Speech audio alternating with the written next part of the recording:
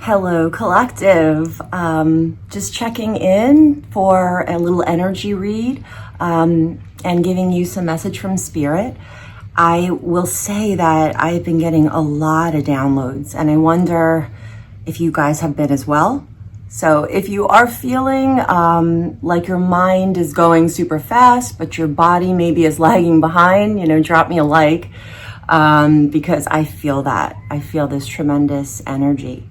And what I've been doing is sort of just tending to my health and taking care of my body because, our minds and our bodies are not like always synced up. And sometimes we grow a lot and then everything else has to catch up. And I just feel exhausted, like I just got off a hamster wheel. But I have gotten some really clear messages and I want to share them. I'm wondering if anybody else has been getting messages similar. And not Cece. I want to show you guys this concept because I tried to think about how I would present it, but I really couldn't articulate it even to myself. But what Spirit was showing me is, this is Spirit. They were saying Mother Light, okay? And then this is us. And what they were stressing was that everyone counts and everyone is equally as important. And it doesn't matter what they're putting out in terms of their energy, their frequency, or where your thoughts are going, right? You still matter. All of it matters. So to break it down, I saw like angel officers kind of, and they were like checking off on a list and kind of meditated into that. And what they were showing is that every deed that you do, every thought that you have, every kind thing or unkind thing that we do, it's all like cataloged, it's all there, it's all in the database. And basically, your energy is not being wasted. And all right, so a couple of concepts here. So there's these beacons, right? Now, if you could just think of this as a whirlpool, because that's what Spirit showed me was a whirlpool. Like if you grew up in the suburbs and those above ground pools. So it's like that. It's like an above ground pool, and and you and your friends, and if you can't relate, you kind of go and you create a whirlpool. Everybody goes in the same direction, and it's like this. It becomes really powerful, so powerful that you could just lay down and kind of float with the whirlpool. And then some people try to break the whirlpool and they go against the flow of the whirlpool. And there's no right or wrong way. It just depends on which way the collective is flowing at that time, whether you will feel at one with the flow or like you're working against the flow. And both of those things are equally important, much like light and shadow, right? So if you're working for light, if you're working towards light, so being kind to yourself and your thoughts and your actions, and then starts there, being kind to others, and you are also acknowledging your shadow and loving it and integrating it, then you're on the light side. And they were saying 80% of all of us, the collective, are really working hard on the light side. And we're doing a really good job, even though we might not feel it. And then there's about 20%, and they are chaos agents, is what they were saying. All right, so if this is Mother Light, and this is like the dark, dense matter that is lower vibrational. Okay, what was I saying? Alliance for Light. Okay. So these little blue dots are people. Let's just say they're souls, they're us. And these are all people working for light. But there's a lot of other people working in chaos, and they might not even realize that they're working in chaos because of their intention. So if your intention is to live in love and light, then you are working on the light side. And if this is called a beacon right here. And this is, look, this is just like a concept thing, but let's just say these are three souls all working for the light and also connecting to each other and sharing that love. Or this could even be you. Like if you have a YouTube channel, let's say, right? And you have other people that you have recruited to work for the light side with you, then you guys become more powerful as a beacon, and it's easier for you to go against the whirlpool. But even this person all the way down here, you see this person? They feel alone. They feel alone, but they are not alone. They're connected to these other light workers or agents of love. And the deeds that you do and the work that you do is so important, even if you feel isolated amongst a lot of other denser, like lower vibrational, like chaos agents. But they're very visible to spirit. Yes, yes. So this person who is it's this person I meant to say, this person who feels all alone because they're doing the deeds, they're thinking the thoughts of love and light, they're integrating their shadows, which allows other people to step forth in authenticity, because I'm just going to try to get this out, but I feel like I'm being confusing.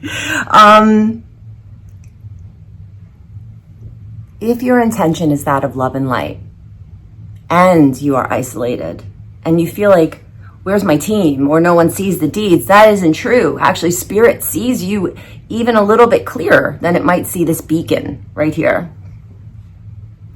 Some of the things I heard were, I see you, big man. Love muffin. Oh, Whirlpool, we talked about that. Oh, Marco Polo.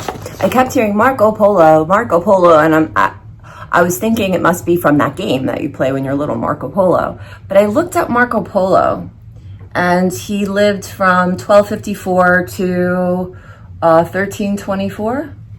And when I first looked at it, it looked like 1, 2, 3, 4. And I thought, oh.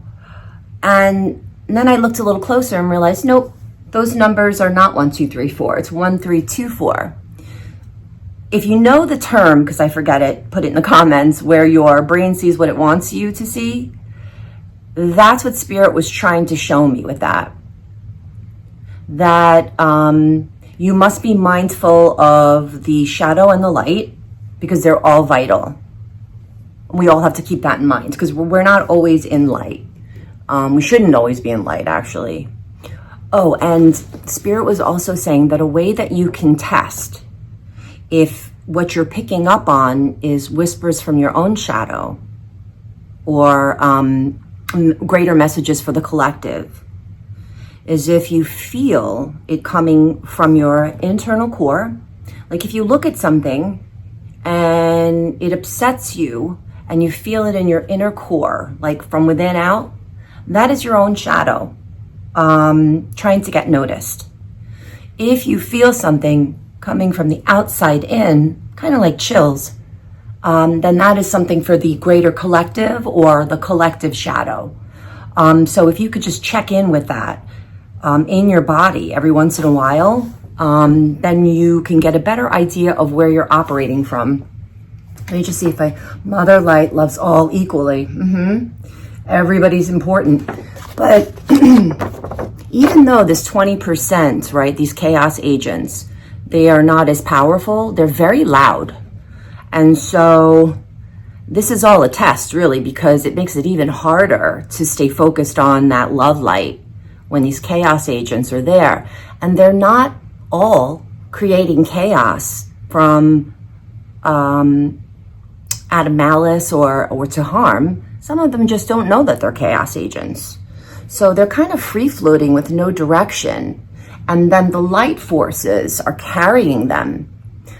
Another way to look at it is that they're integrating the collective shadow, not only for themselves, but for other chaos agents that are not doing the internal work. But that isn't a judgment because, again, both are necessary.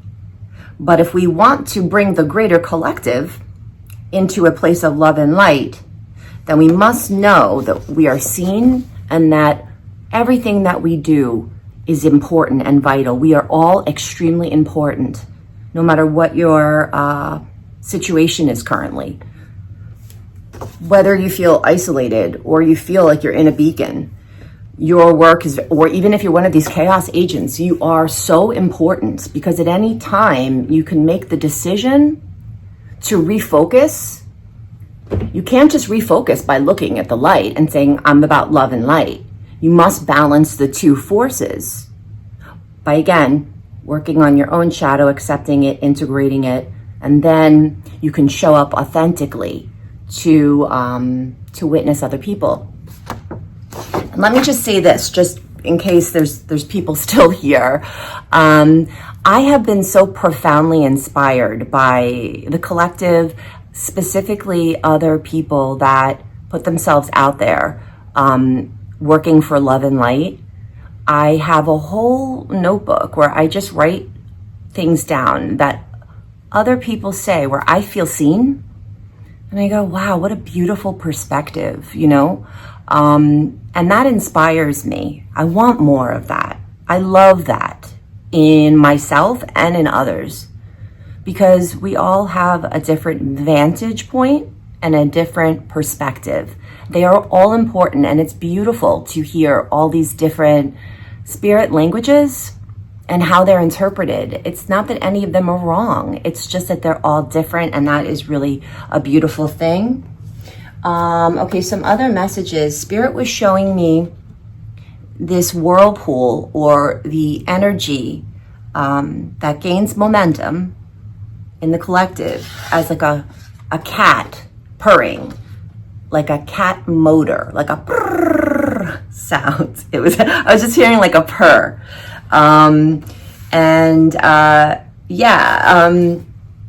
However you want it. What was the point of that one though? Just that it's like a hum. It's like an unconscious hum, and we can get lost. And so if you want to make sure you're going in the right direction, you must check in with yourself, because you're the only person who would know what direction you're going in, because it depends on what your goals are. Because if your goal is to be a chaos agent, it's a very different goal than somebody else's goal.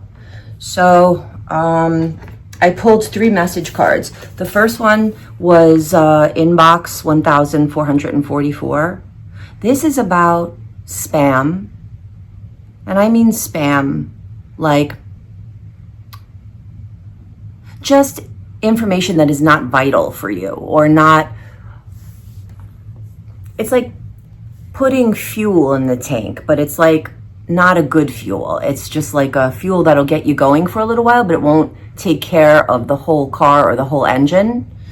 And Spirit was saying, make sure you're careful about what you put into your important folder, because that is what stays and the rest goes.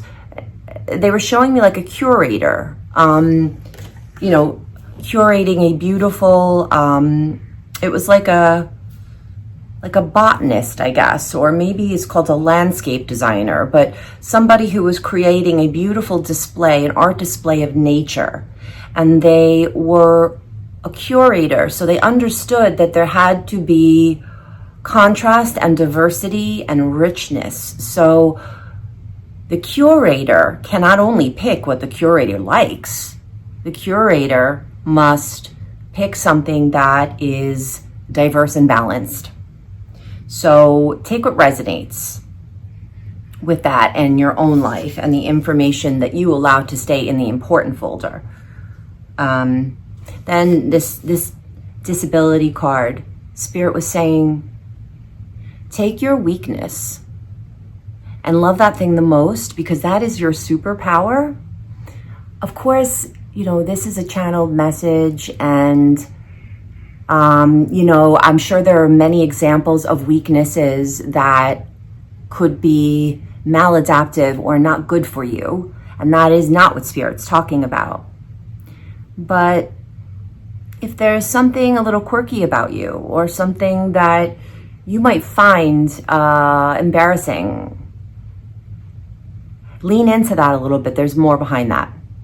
That may actually be your gift your gifts. Gifts are not easy to find, is what the point was. Yes, gifts are often disguised as something other than a gift. And so look at everything and really, again, tune in to really be discerning about your own perception. And thank God we have it, right? Otherwise we wouldn't be human. We must have a perception. It's just, don't always believe it, because it's not always coming from the soul. Sometimes it's coming from the mind. And then teach like nobody's watching. It's like, as long as your intention is, you're right with it, you feel good about it, you're like, yes, that is my intention, if you are tuning in and acting as if, right? I want everyone to feel like, this is my wish, but I want everyone, including me, to feel safe here, in this world. And I want us to be able to enjoy our lives and get off this hamster wheel that I feel like we're always on, right? So that might be a wish that I have, but I do have to check in with myself and say, what is my intention for that wish? Is it to make my life easier? Is that a good thing? Probably not, because some of the hardest things I've ever done are some of the things I'm most proud of. Or is it another thing? It's that kind of thing. As long as your intention is right, then you are banking points, right? Just like in like old school Super Mario Brothers, like where there's those like little coins and you jump and it's like ding, ding. All of those things are seen. And that's why sometimes it looks like someone is jumping ahead, right? Jumping ahead of the line. It's like, wait a minute, like I've been in line for all this time. You can't jump ahead of the line. Well, you don't have the perspective that that source has, right? So just trust that there's more to that story, right, than meets the eye. Because if you can do that, first starting with yourself, right? Like by looking at the stuff that comes up that doesn't feel good and going, wait, let me just hold this and check it out. What's this about? If you can hold that within yourself, then you'll be able to hold room for others. And I know that I've gotten off track, but like, I don't really prepare for these things. I really do try to just come from the heart so that, I'm sure that I will make mistakes, but I also feel like when I'm giving messages like this, or when I'm channeling messages from spirit, I like to take my own expectations off of myself, because I'm super hard on myself. I'm a very harsh critic. So I don't want to get in my own way, right? And that's important for all of us too.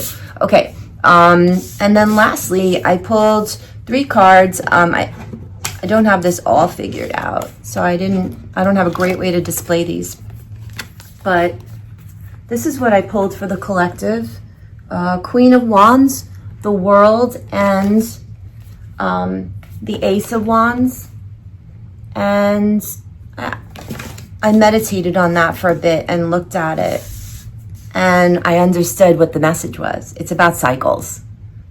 It's like, it's going to be okay, because I see the Queen of Wands is creating, and there's this kitten by her and sunflower, and there's stars, and she's sitting on this very sturdy chair. And then we have the World, which is the completion of something where there was all of the elements, a little bit of everything, a work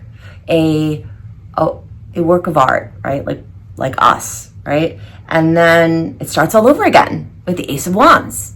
So you're always on that scale of creation, work, completion, and regeneration, like on a cellular level and in your life. And to understand that this is a part of the process, and we will be on different parts of that process, all of us, at different times. And that's why it's important for us to show each other grace, because we don't really know where people are in their process.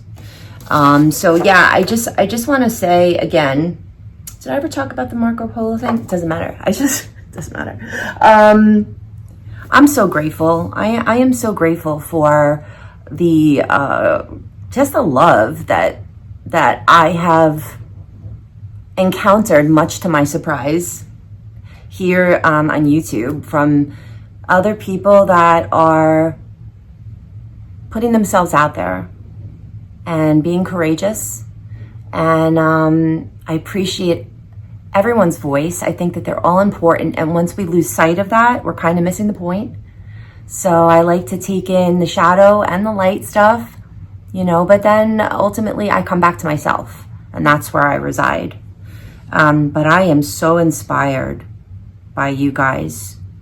So if there are any other people that have channels themselves that are watching this still at, 20 minutes, I appreciate you so much, and I love you.